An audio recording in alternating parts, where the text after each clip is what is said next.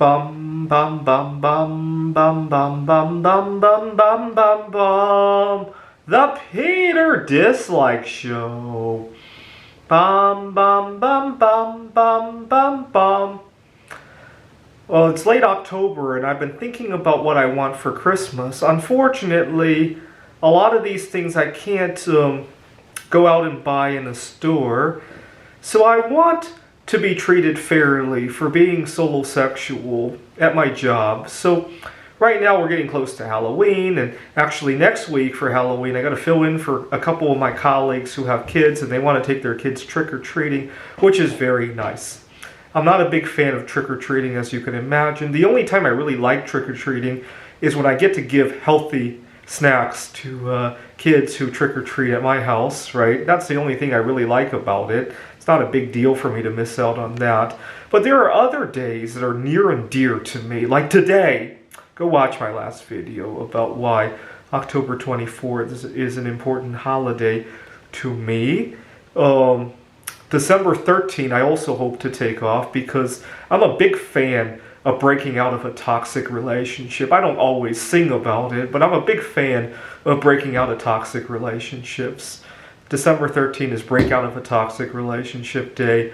November 7th is Female Scientist Pride Day. Now that day I don't mind not taking off. I'd love to be teaching the next big female scientist, or any scientist really, right? But especially somebody who is oppressed, right? Maybe a solosexual scientist. Although Mary Curie may very well have been solosexual, right? In her time, it wasn't nearly as economically feasible to go your entire life without having children.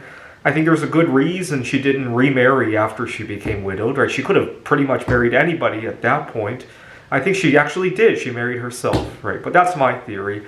I wouldn't be surprised if 100, 200 years later, the history books will make mention of her second marriage. I really would not be surprised at all, right? So I want to be treated fairly for being solosexual. I recovered from binge eating disorder 4 years ago. The truth is that I still battle it every day. I have to keep my guard up, right? If I get too entrenched with what I'm dealing with at work, or with if I get too relaxed on vacation, I have a tendency to revert right back to that. It's hard to explain. Recovering from binge eating is kind of like, imagine you're a recovering alcoholic, but you're forced to work in the bars, right? Or you're even forced to drink from time to time, or for some reason, right? Just try to picture that. That's binge eating, right? And not only that, you're forced to be not only are you forced to work in the bar, but your bar has to open to alcoholics day in and day out, right? 24 hours a day, right? Being surrounded by that. And you have to drink to keep your job, right? Just try to imagine that in your head, right?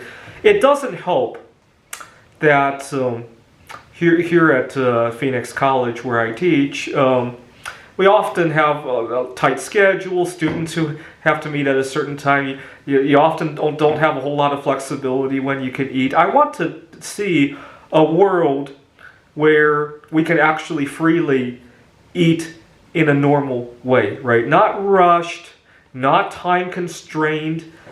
In an ideal world, you should be allowed to eat in the classroom, right? And if that's when hunger strikes.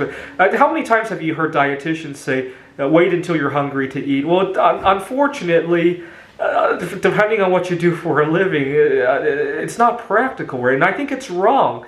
I think that's a very unhealthy working condition. Talk about working conditions, right?